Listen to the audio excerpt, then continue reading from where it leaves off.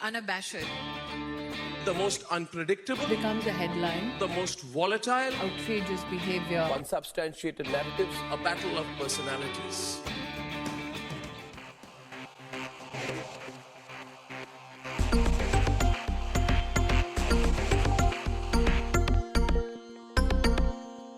Welcome to Grand Tamasha, a co-production of the Carnegie Endowment for International Peace and the Hindustan Times. I'm your host, Milan Vaishnav. Now, that song you've just heard is not our brand new theme music. It is the single Stop by the band The Unda, written and performed by my guest on the show this week, Zach Oh Yeah. Zach is a Swedish novelist, rock musician, and author of the Majestic Trilogy, a trio of detective stories set in his adopted home of Bengaluru. And if that were not enough, he's also the author of the brand new book, The Great Indian Food Trip, Around a Subcontinent a la carte. It is a mouth-watering culinary tour of India. I've wanted to do a food episode on Grand Tamasha for years now, so Zach's new book gives me the perfect opportunity. I'm pleased to welcome Zach to the show for the very first time. Zach, thanks for coming on and congrats on the book. Thank you so much. I mean, I'm really excited to be able to talk about it with you because it's really something that I've been laboring on for quite a long time, and speaking with you, I think will help me understand what it is exactly that I have written. Well, I'm glad that you say that because I kind of want to start exactly there. This new book of yours is an interesting and eclectic mix. You know, it's part a culinary diary, it's part a travel log, it's also part social and cultural history. When I step back, I think of it as an ode in many ways to the many wonders of Indian cuisine. Tell us a little bit about the origins of this book. You know, when and why did it come together? Well, it really started, I think we have to thank the pandemic for this book because otherwise I wouldn't have thought of writing it. But I was working, like you mentioned, I had written a series of detective novels set in Bangalore in India where I live. And on the side, I was also working part-time, apart from the music, which also is a part-time job. I was working with travel writing. So I was with freelancing for National Geographic Traveler for like the last decade leading up to the pandemic. But then, of course, what happened was that you suddenly couldn't travel anywhere. Like if I can't move forward as a travel writer, if I can't travel anywhere, what should I do? So then I started thinking that maybe I should just look backward and see what I've done. And if in my more than 30 years of traveling around the world, if there was any like some discovery or something that I had made. And I realized that a lot of my travel writing actually has been about food.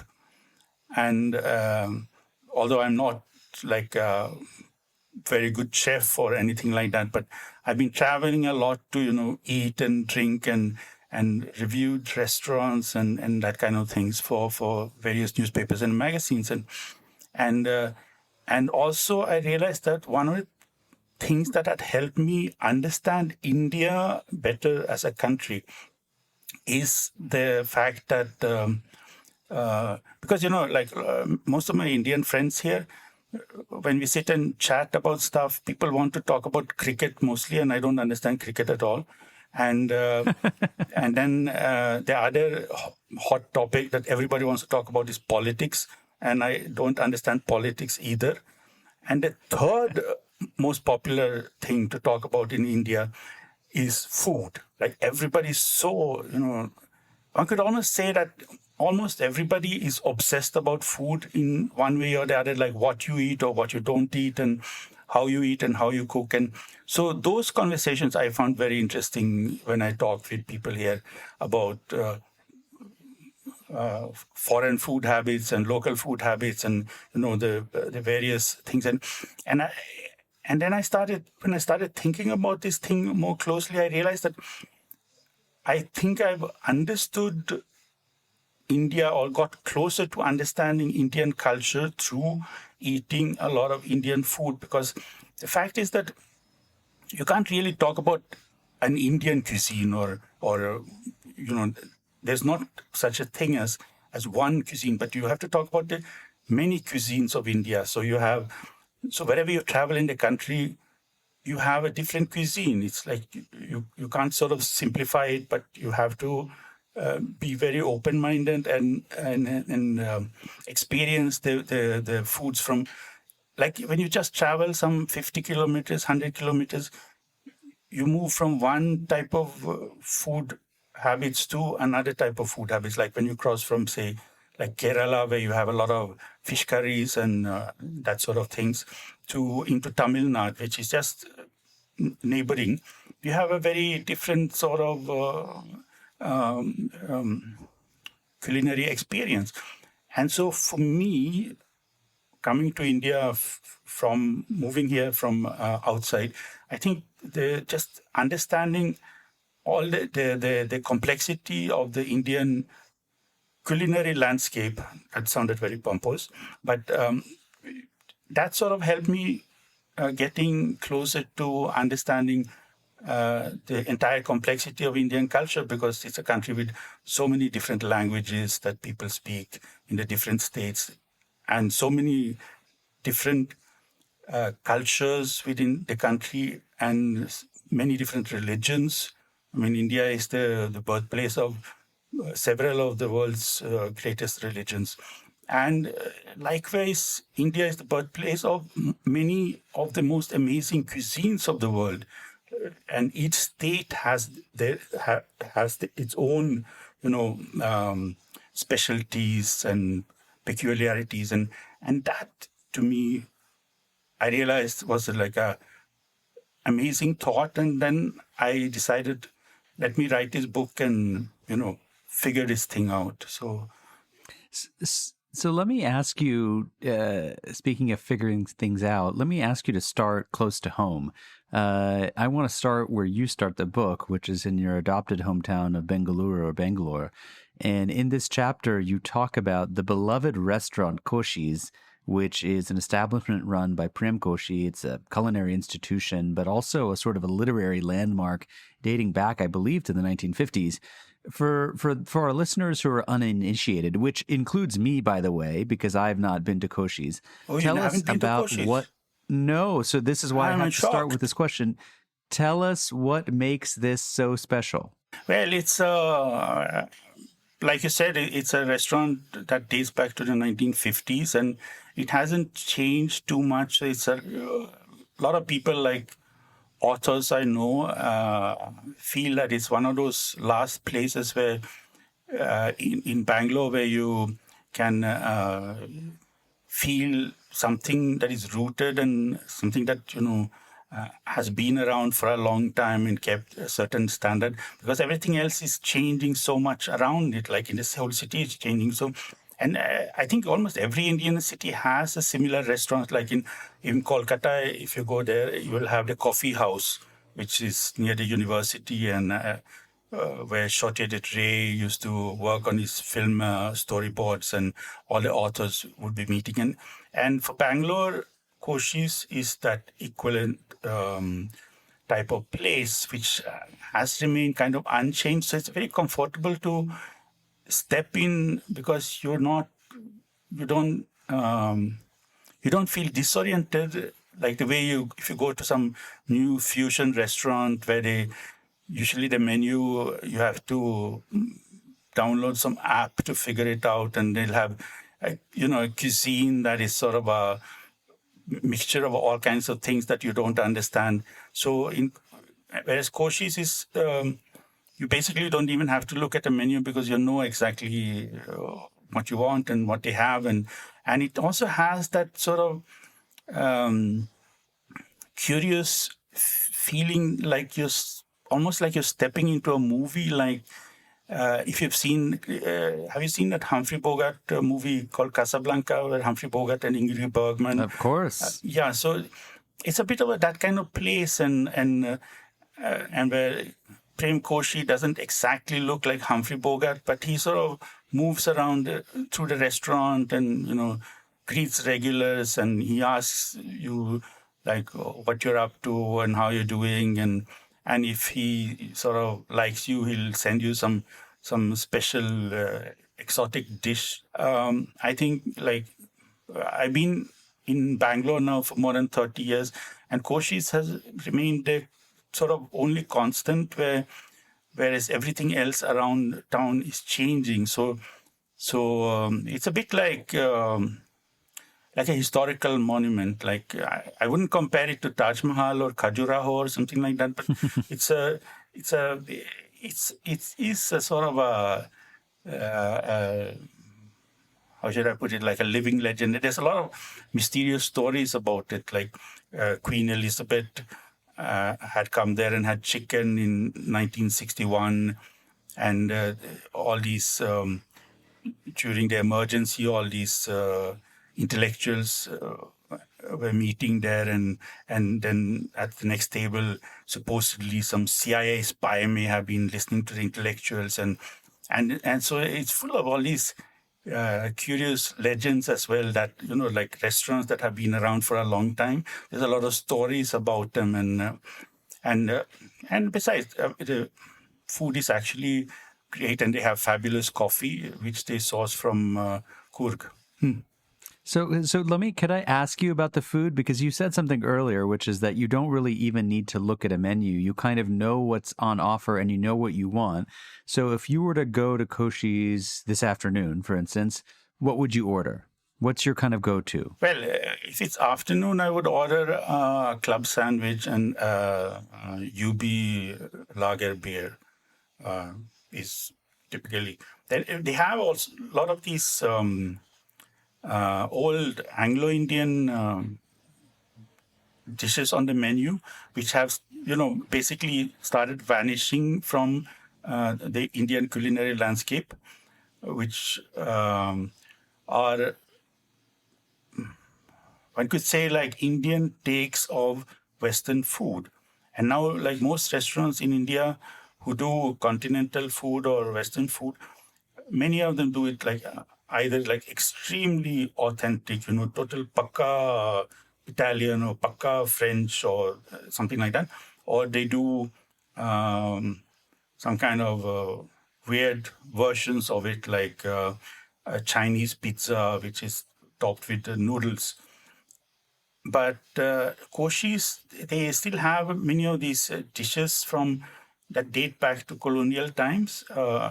I don't mean that colonialism was a good thing, but there were some interesting food fusions happening in the old times, like where you would mix certain European ideas about food with Indian, I think we can agree that Indian food has much more flavor than Western food. So you imagine this a combination of Western food that has a lot of Indian flavor, which is like a sort of a brilliant idea. So Koshy still keeps up the tradition of serving that kind of things, like a mixed grill or they will take on fish and chips and that's like very interesting that they still have it on the menu when they. It becomes almost like a museum of taste, if you know what I mean, like where you can go and sample flavors that are vanishing because we are now so globalized that we have, you know, Kentucky Fried Chicken on every street corner and Pizza Hut and all that. So Koshy's is the sort of a bastion of a certain culinary history, which if it ever goes, if they close down, I would be really sad because they are. I mean, it's just like a wonderful place. I want to just kind of ask you something that relates to this kind of melding of East and West. You know, in the book, you write about the exclusive clubs, quote unquote, that dot the cantonment areas and many urban metros of India. these clubs were originally meant to provide the sort of European settlers a bit of feeling of home away from home, right? You mentioned the long-running joke that when two Englishmen meet, they form a club. If they're three, they form a colony, and if they're four, they form an empire. Right. Here's my question to you: can you today get a legitimately good meal at one of these clubs? And if so, what is your top recommendation? Actually,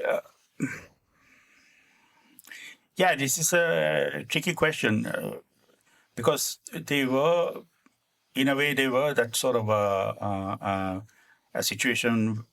I think in the colonial times, it was a lot like a place where the colonials could meet other colonials and forge maybe various kind of deals or business opportunities and that sort of thing.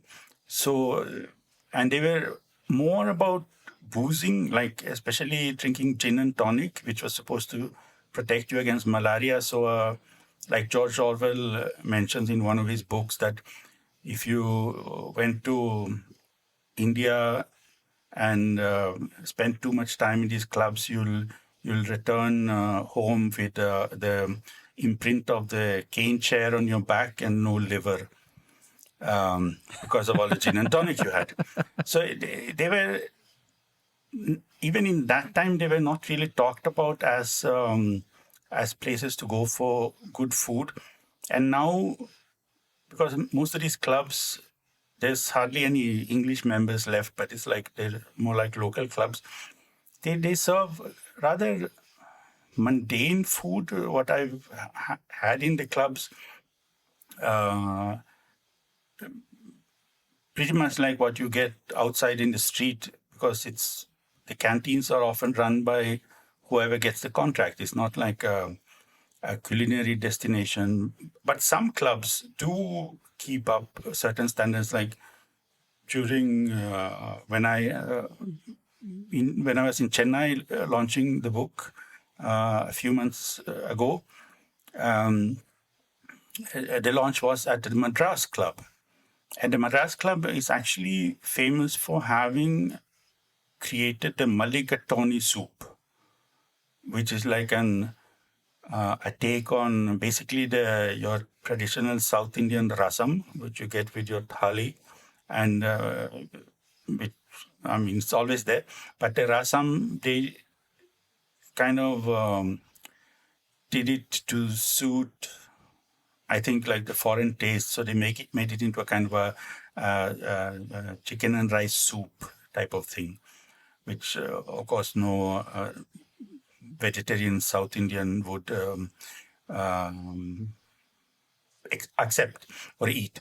But like at the club, they still serve that original mulligatawny soup, and they have a kind of a tradition of keeping these things up. So I think in some of the clubs you actually do still get good food, and in some of them, it's a bit of a hit and miss affair, really.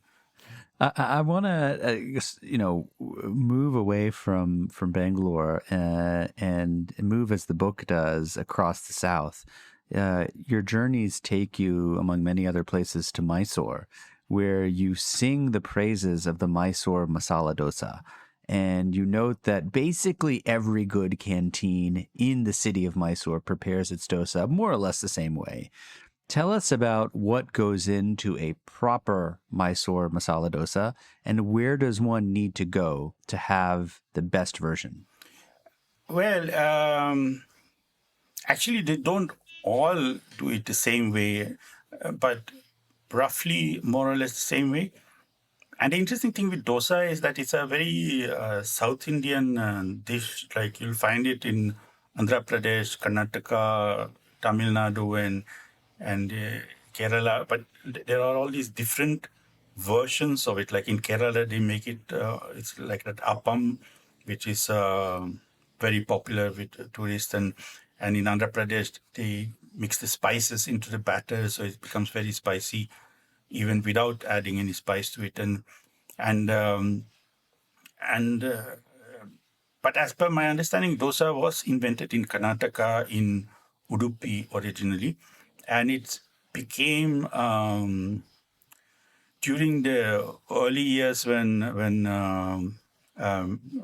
say like 100 years ago when people started moving from villages to cities, dosa became one of the most popular fast food because it was easy to prepare on large scale, and if you made it in a uniform way, you could serve hundreds of migrant laborers at the same time. So dosa was actually one of the first fast food products in the world, I think, like in a modern sense. So the dosa chains that were often called Udupi Bhavan because of the origin in Udupi, and Bhavan means house.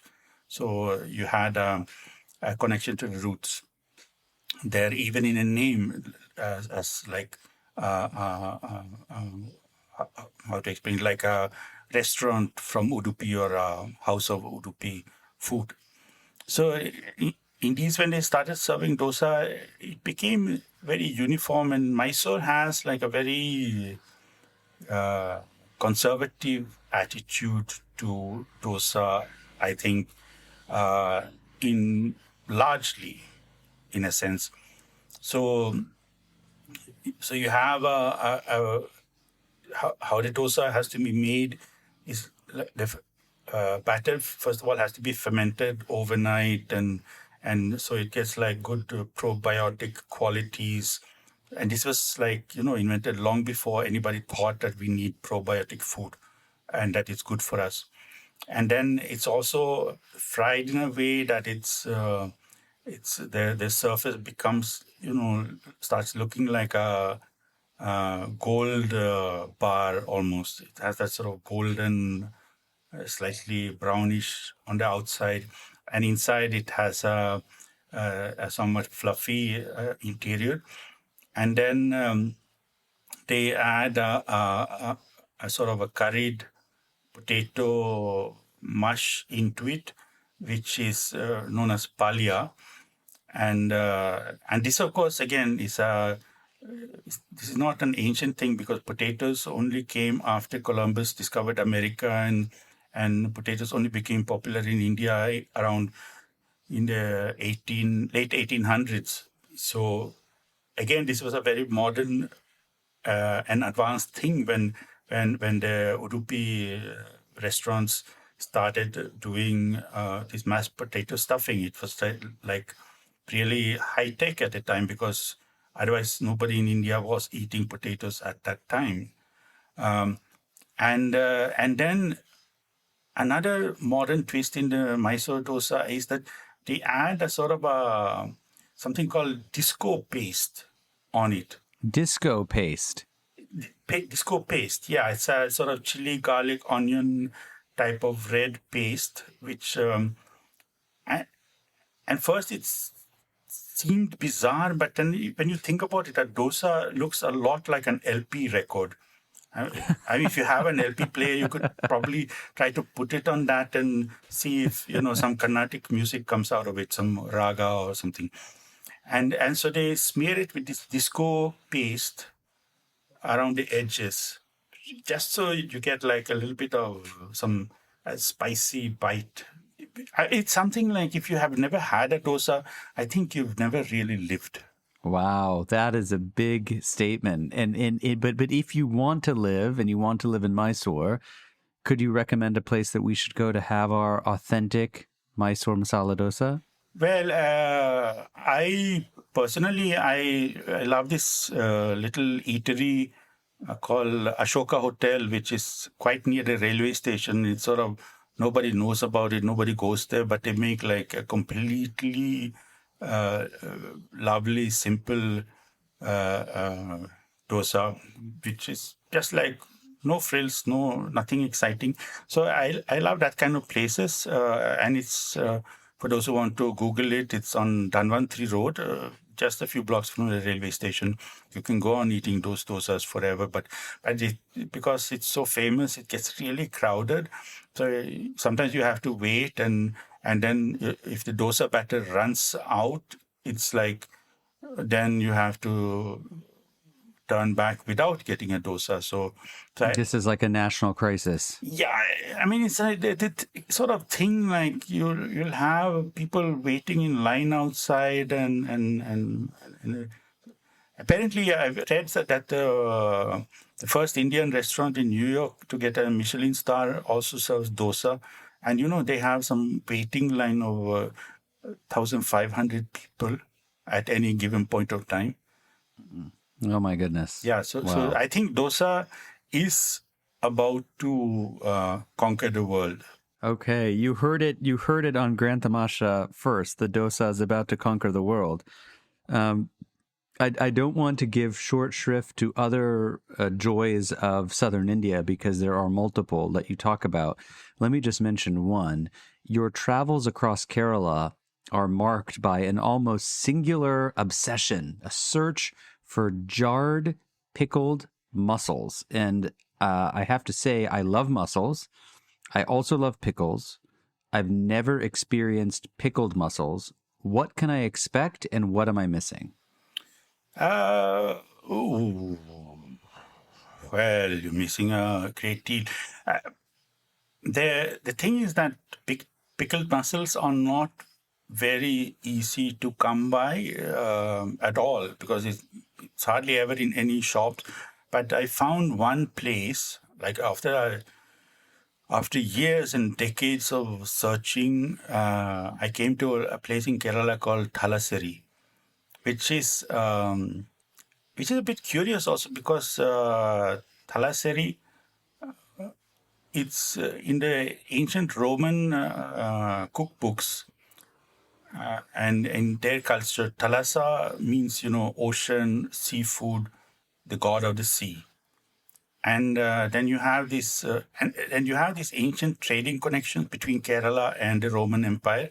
Like I'm talking about 2,000 years ago, where they were importing peppercorn and cinnamon and many other produce from South India, in particular, and spending an awful lot of money on that. Like if you go to the British Museum in London, you'll see a pepper pot from the Roman times, which was found by archaeologists somewhere in the UK in some treasure hoard. So it was a very treasured spice there. So there was some sort of connection between Kerala and the Roman Empire way back. And the curious thing is that this town called Thalassery, then which in the Roman language, Latin, would imply that it's the village of seafood. I don't know if that's what the name stands for or if the name comes from something else, but it is also the mussel capital of India. And the mussel capital of India. Yes. Mussel, just to be clear. Yeah, mussels like what the Belgians eat and in Europe. So I think something like 30% of the production is from that area of mussels, and so I went there and I was trying to look around for the perfect mussel dish because I love mussels, especially if I have a beer in my hand. And they have quite a lot of that. They do like some lovely mussel dishes, and they do some interesting, strange mussel dishes like that. I don't think I can describe them exactly to you, but because I would need to show photos and diagrams and sketches like that. But and then I managed to somehow find out in the palm jungle, just outside the town factory, where they were pickling mussels, which is like, and they sell it in these nice jars. It says something like super hot as a warning to customers. So understandably, you don't get them in many shops or nobody. I've never seen them in shops, only in this factory, but there must be somebody buying them. And if you try it, it's really super hot. Like basically your hair flies off or your wig. Okay, well, if you're wearing a wig, your wig will... my kids remind me that I'm developing a bald spot, so maybe I should stay away from the hair flying off muscles. But they sound like they're extraordinarily rare. So if you can find them, buy them up. Yeah, I mean, it's one of those things, like, because then, again, like in my book, what I write about is all these curious local Indian foods that like nobody else knows about, or that are not like widely spread in the world or even within India.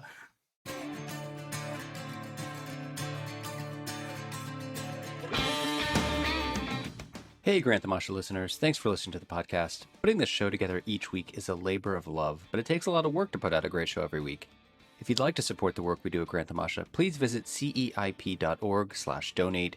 Don't forget to subscribe to us on Apple Podcasts, Google Podcasts, Spotify, or on your favorite podcasting platform, so you'll be the first to know when a new episode rolls out.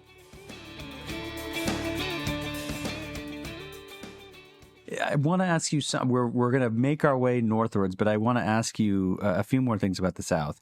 Here's something I didn't expect, and I wonder whether it came as a surprise to you as well. In the chapter where you talk about your time in Puducherry, you have this to say. You say Puducherry is a pizza lover's paradise, right, where authenticity and affordability combine into heavenly hogging. Wow. Why and how is Puducherry a haven for good pizza? It's actually, that's really the simplest question to answer out of all your tricky questions.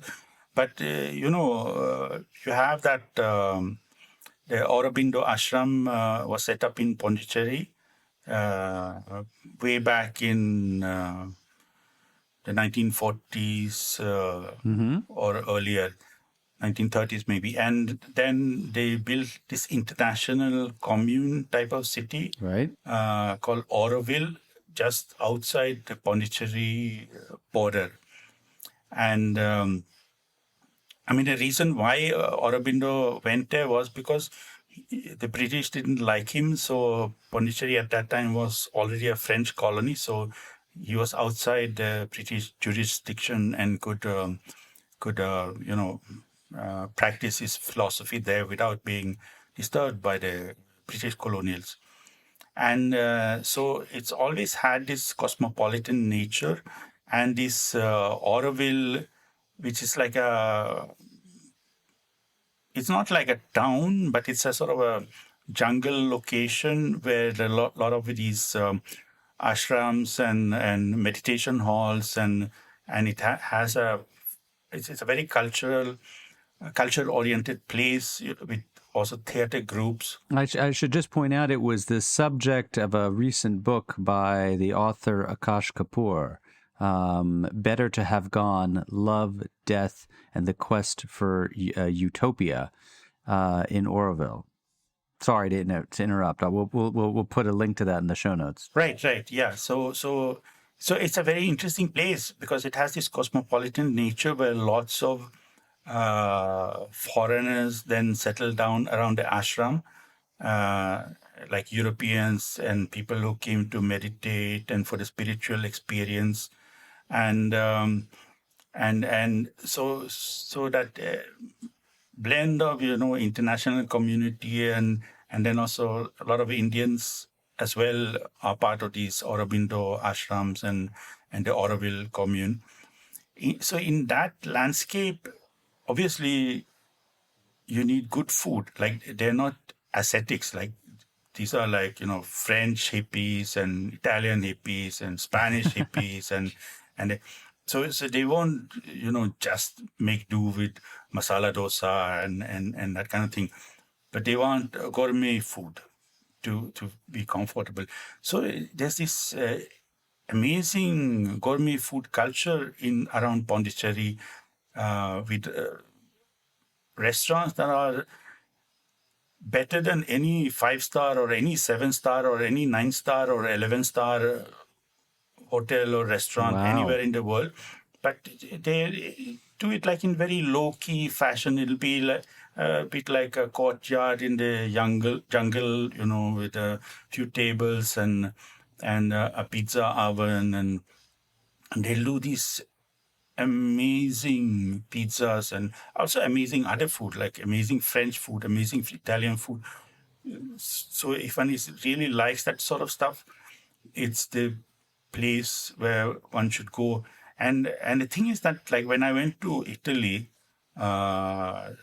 just before the pandemic, one of my last travel story journeys, it was the pizzas there are not that good. I mean, the Italians don't know how to make pizzas. Oh my God, this is now you're getting us in trouble. No, I went to Naples and I went to some of those most famous, the authentic pizza places where pizza is supposed to have originated. Their pizzas are quite crappy compared to the pizzas you get in India, like especially in Puducherry, where pizzas are something more like art. So okay, this is we're going to receive an official complaint from the Neapolitan Italians. pizza makers, thanks to you. I want one last thing about the South before we move on, because it's hard to describe the scene, but there's a part in your chapter where you're in Goa. You end up at a party where you're drinking caju, which is cashew feni, which is a popular local spirit. You are drinking with the acclaimed Turkish author. Yeah, it's a bit like tequila. A bit like tequila. Basically. You're drinking with the Turkish author Orhan Pamuk at the novelist Amitav Ghosh's house. I don't really have a question here. I just want you to describe the scene for me. Well, yeah. So it was a very curious evening in a way, in a sense that I was in Goa talking at there's a place called the Kala Academy, which is sort of a big theater in Panjim, which is the capital of Goa. And then I'd been a fan of Amitav Ghosh, for a long time, like decades. Like I really love his books from the start, like his earlier books, and have been reading him a lot, and he's also over the year become something of a mentor for me as a writer, because like I find a lot of inspiration in his work, and sometimes we have been discussing, like he gives me advice as a senior writer. He's been advising me, and so I was performing at the Kala Academy, and then he happened to be in the audience, which I didn't know about. But then he came up afterwards and said, come over for dinner, because he had, at that time, bought an old Portuguese mansion that he had restored lovingly and wanted to have me over for dinner. And so I said, like, I don't have a car or vehicle. Like, how will I get there? Like, it's far into the jungle and everything. So he said, no, you go to this bookshop called Literati, which is Goa's a very famous bookshop in Goa, where a lot of book launches are done. And even I have had a book launch there at some point. So he said that you just go there, and there's some other guests are coming for dinner. So the owner of the bookshop will bring you over in her car. And so that don't worry about transport. So I walked across the Literati because I was staying in a hotel nearby. And I was browsing and chatting with the owner. Her name is Divya, very fabulous bookshop owner. And suddenly, this Booker Prize winner called Kiran Desai walks in. Oh, yeah. Inheritance of Loss. Inheritance of Loss. And I just like, there's that moment of dislocation, like, are you watching some news item or are you watching a real person? And she says, hi, we're going for a dinner, aren't we? And then after her walks in Orhan Pamuk, oh, wow. who turns out to be her boyfriend at that time. Aha. And And so they sort of basically, at that time, they were living across the road and sitting and writing, both of them. And so they were also coming in the car with me and Divya to the dinner party at Amitav Ghosh's house. And I was sort of, I was, it was hard to even think of anything to say. I could have fainted, of course, and just sort of rolled away into the corner. But then we went for a dinner, and Amitav, of course, he likes to throw these lavish dinner parties, and he's a fabulous host. A lot of nice beverages and wonderful food from his own chef and everything.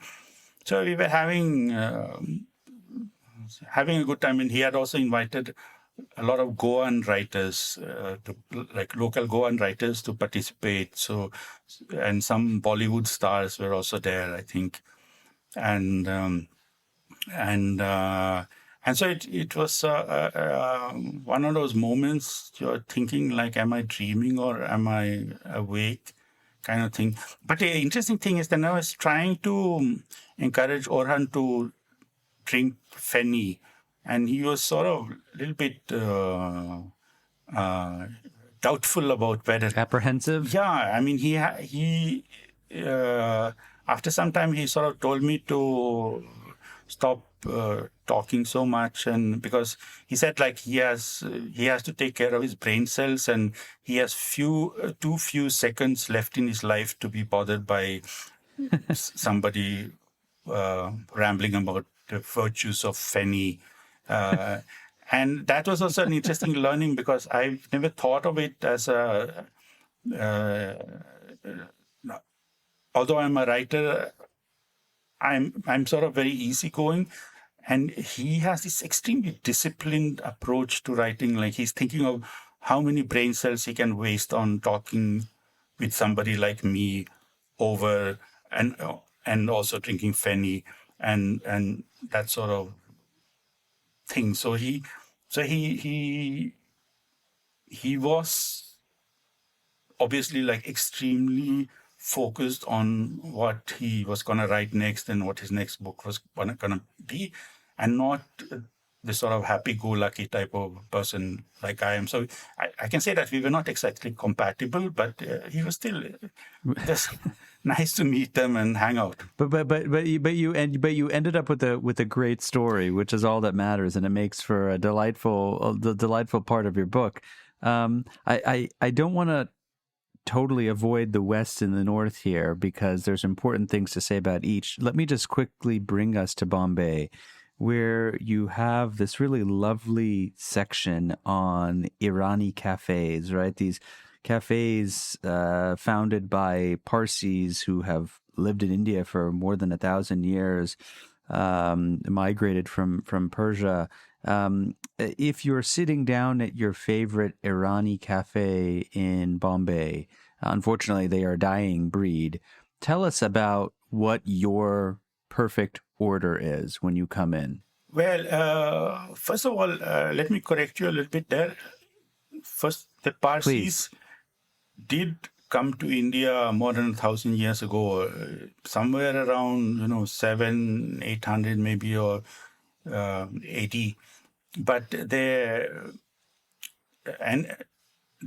people who actually set up the Irani cafes were a later wave of migrants who came to India when there was some various troubles in Persia in the 1870s, and so because there was already the Parsis had already settled in Bombay and were very influential, the old Parsis, in the economy, and India is a hospitable country where they found refuge. There was a second wave of immigration, and these, although they're also from Persia, these were called Iranis, who came in the second wave, and they sort of blended. I mean, they're all Zoroastrians from that spiritual point of view. So at some point, Bombay had a population of nearly 60,000 Zoroastrians who were divided into the old traditional classic Parsis who had been there thousands of years, and the Iranis who had come. And the thing is that they started this movement of small cafes or restaurants, which are known as Irani cafes in Bombay, and there are some elsewhere in India as well. It was like I think the origin of restaurant culture in India, as we know it, came from these places. And then, of course, a famous Parsi family started the Taj Mahal Hotel, which is like where, Beatles and Led Zeppelin and all the international celebrities have stayed over the years, and which is like the Of course. most luxurious hotel chain that you have in India. So the Taj Mahal Hotel was started in the around the time of the First World War, and at that time there was like quite a lot of these Irani cafes as well. So the hospitality industry was really pioneered by these people, and at the peak, I think there were hundreds of these places, and they were usually offering fairly a sort of a. If I describe the experience of being in one of these places, it's a bit like you feel slightly Mediterranean, slightly cosmopolitan.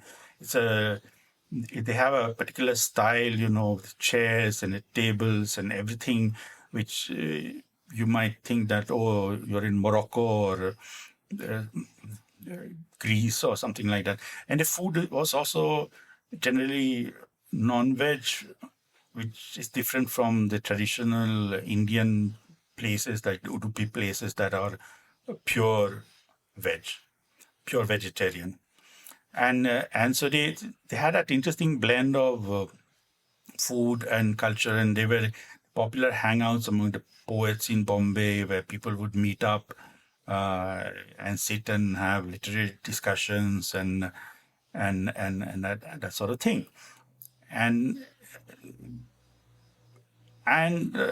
unfortunately, because of these developments in the last few decades, when more and more international restaurants come to India and the different chains of fast food chains and everything are taking over, these Irani cafes have been vanishing. So there's like basically a handful left, but there is still, like on my last visit to Bombay or Mumbai, as it is now called, in just a few months ago, I went to the Kiani bakery and had a wonderful meal. And then there's a place called Cafe Military. Military in Indian terms means like non-veg food. So it's called Cafe Military, and apparently Salman Rushdie loves that place. So I had... And when you go to Cafe Military, what do you like to eat? Brain. Yes. Brain, goat brain. Yes, it's a cooked brain. And how is it prepared? It's basically a whole brain of some person or animal, or I don't know exactly what. I never ask because it's not nice to know. But it comes on a plate. Hopefully not a person. I doubt Hopefully it's a person. some other kind of animal. It's probably a goat or... So you get like this plate, yellow plastic plate in front of you, and there sits like a brain. You know what a brain looks like, no? It's unfortunately, yeah. Yeah, they don't mash it or anything. It's just like a complete brain of some animal, and then it's drenched in curry sauce, and it's like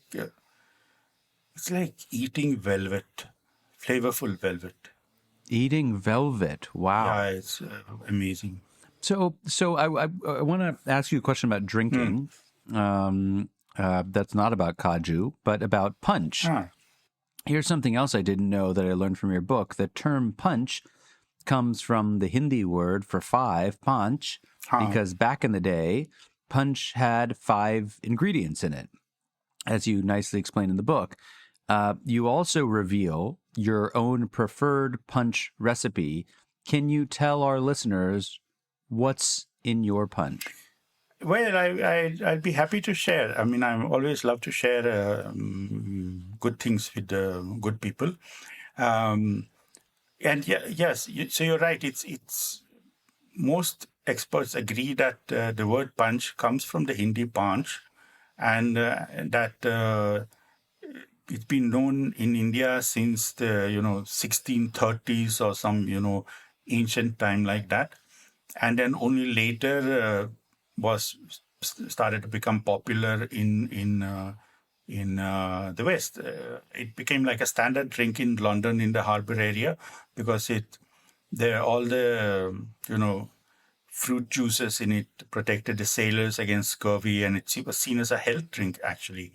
And the alcohol killed the bacteria in whatever might have been there. And it's also the first cocktail, like before even the word cocktail was coined, which I believe is a late 1800s or early 1900s word. Punch was there as the mother of all cocktails. And generally, a typical punch is you would have in the ancient times you would use arak, but now you can't get arak because it's sort of basically prohibited. But one uses rum, but which is distilled from Indian sugarcane, and then you mix it with something sour. So it'll be something like orange juice or pineapple juice or something like that, and then one adds some spices like maybe some Indian spices in it. So in my version, I would take like a Patiala peg of Old Monk, and Patiala peg means that you take like a big peg and a small peg and mix it. Like a 60 milliliters and then 30 milliliters to sort of, that's not called watering it down exactly, but it's watering it up, I would say. Yeah, I'd say. Yeah, I mean, I was actually in Punjab just last week. I saw them mixing Patiala pegs. Everybody was having this sort of thing of, one big peg, one small peg at the same time. It's like Well, it's funny you should mention this because I was having a conversation a few days ago with the term peg, as it's known, and people were talking about it and trying to understand its measurement. I said, well, a peg is nothing. A Patiala peg is the real deal, but I couldn't articulate how big it was because the last time I had one, I don't think I remembered much after that. Yeah, I mean, it's a lethal amount of booze. So anyway, I would start with that Patiala peg and then add something slightly sour like orange and pineapple juice, which you pour over the pegs. You have to have a glass also, of course. And in a glass, you put some ice cubes. And then maybe add something that seems a little bit healthy, like a cherry or a berry or something. So you have that vegetable or fruit component, so that you feel that this is good for you. Okay. So two more things that I want to accomplish with you, Zach. The penultimate is Indian Chinese food. Now, it's all the rage these days. In fact, I think it has been for some time. I didn't know. Well, what I find is that it's increasingly more popular now outside of India. particularly where you have large diaspora communities, you're starting to see quote unquote Indo-Chinese restaurants or Indo-Chinese items on larger menus, right? Now, what I discovered in it, just to prove I really read your book closely, footnote 4 in chapter 8, you actually say that there are multiple styles of Chinese Indian cuisine. Tell us a little bit about what the variety is that exists within this broad heading of, Sino-Indian or Indo-Chinese food. Well, it really dates back quite a long time because there's been a close connection between India and China for centuries. And so I think from the 1700s, you had Chinese settlers in Kolkata, in the Bengal part, like in sort of the eastern part of India, for those who don't have the map in front of them, and which is also like very close to China itself, the whole northeast part of India. And so you had Chinese settlers, and there is still like a very distinctive Chinatown in Kolkata called Tangra, where one can travel. It's a kind of suburb of the city. And you have like restaurants serving sort of medium authentic Chinese food. It's of course taken in a lot of Bengali influences and so it's not 100% original, but you can get like what you call Cantonese cuisine there. And then across India, you have like some chefs from Tangra moved to Bombay this would be like some 40, 50 years ago, quite a long time ago, and started a wave of Chinese restaurants there. So you have this sort of Bombay style of Chinese cooking where they invented various dishes, which I think, like the gobi Manchurian is a typical dish of that time, which is basically cauliflower cooked in a sort of sticky Chinese type gravy, which actually, doesn't even exist in Chinese cuisine itself. Because first of all, gobi or cauliflower, it really never reached China. I mean, now of course you can get it there, but it's not a Chinese vegetable at all. But it's a vegetable that came to India a couple of 100 years ago, and so it doesn't really belong in Chinese cuisine. And Manchurian as well. I mean, a place called Manchuria does not exist. It was once a tribal state and area within the larger Chinese geography, which and their cooking, if at all it exists, it's called Manchu, not called Manchurian. So this was like a make-believe Chinese food suitable for like how we love everything a little bit more spicy here in India. So and then you have Chinjabi, which is like a Punjabi version of Chinese, which is popular in the North India, where you do things like paneer in Chinese ways. And again, dairy products are not part of Chinese cuisine. If you go to China, you won't get anything like paneer, which is like, paneer means cottage cheese, for those who are not familiar with it.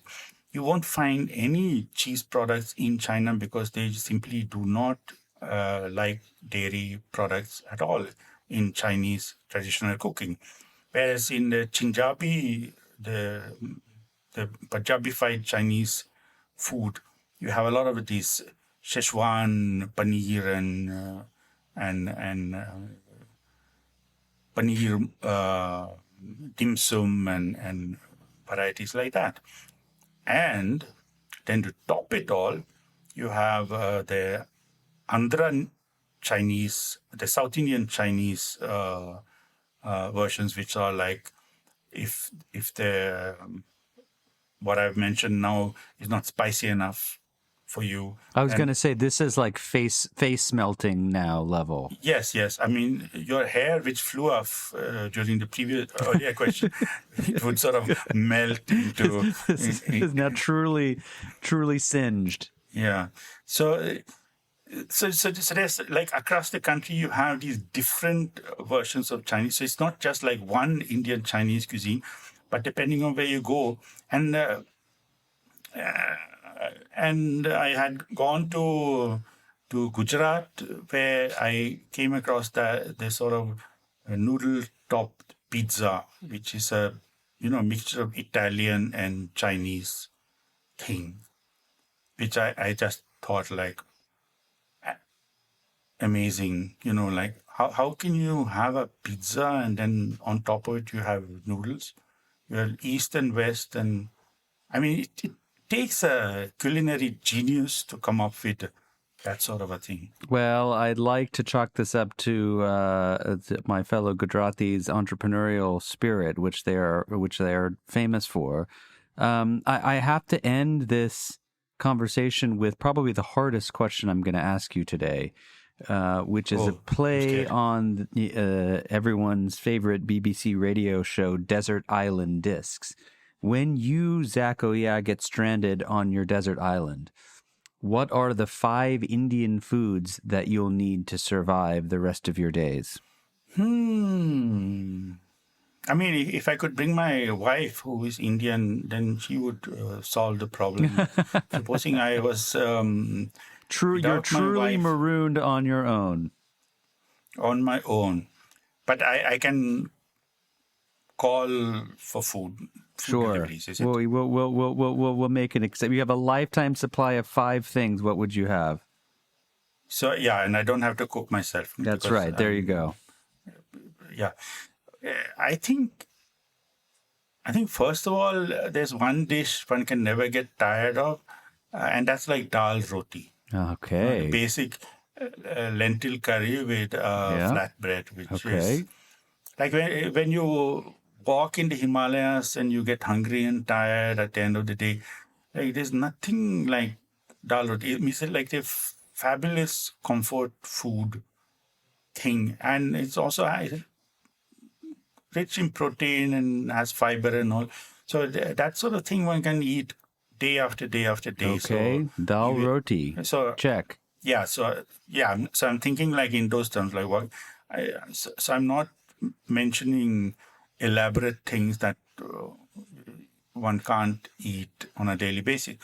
The other thing that works like almost always for a tiffin is vada sambar. Which are sambar is that sort of South Indian type of curry, which then the vada is sometimes translated as lentil donut or something like that. So that also works. Like you can have it day after day after day without getting bored. Then I think a third item I would pick is curd rice, which is again, I mean, it's like really nice thing to eat, and it's sort of soothing and comforting, and especially if you're alone. And I always think of what R.K. Narayan, the Indian novelist, used to say, that the most beautiful sound in the world is when the curd drips on the rice. Yeah, he actually said that. Well, you can listen to that over and over and over again on your desert island. So what's interesting about these first 3, dal, roti, vada sambar, curd rice, all 3 veg, are 4 and 5 also going to be veg?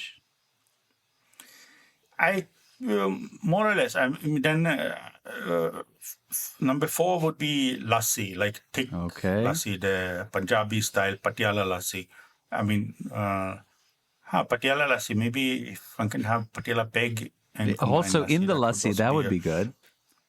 Yeah, that would be a great idea, like Patiala peg lassi. Okay, I think. But the Punjabi lassi is very creamy and Again, a very comforting food, and of course, vegetarian, even if pigs might go into it. And then I think my last choice then would be kebabs. Okay, but In a you got generic and of the sense. wide variety. I mean, we're talking like Sikh kebabs, Shami kebabs. What kind of kebabs are you putting on your list here? Oh, I have to limit it, is it? Well, I mean, what is like the king and queen of kebabs in your world?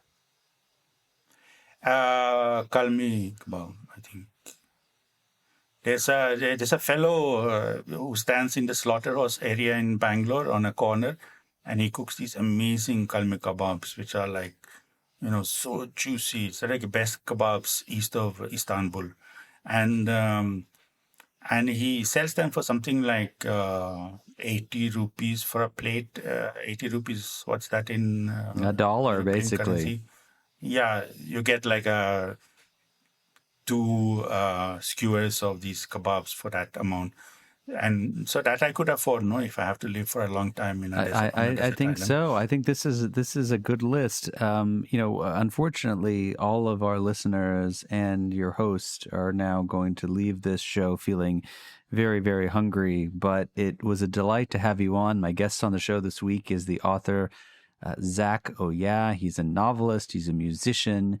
And he's also a food connoisseur. His latest book is called The Great Indian Food Trip Around a Subcontinent a la carte, published by Hearst.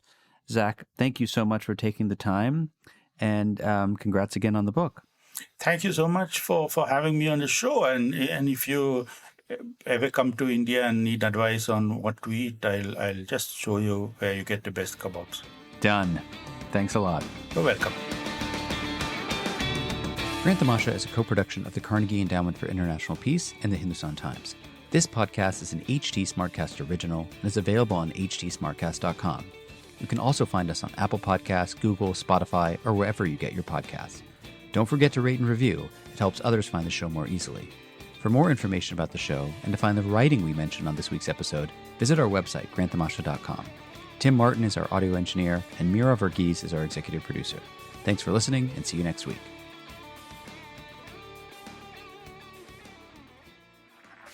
This was a Hindustan Times production brought to you by HT Smartcast.